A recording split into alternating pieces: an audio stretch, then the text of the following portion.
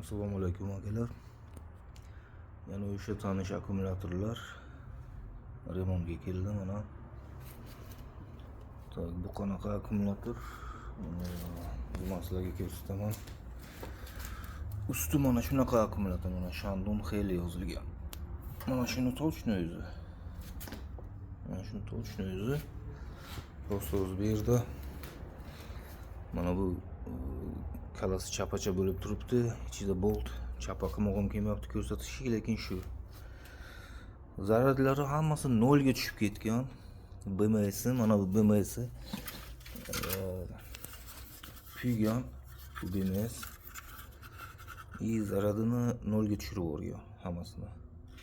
Hozir zaradini berdim, bitta-bittadan berib chiqdim. Endi BMSni balansirovkaga qo'ydim. Mana balansirovka bu.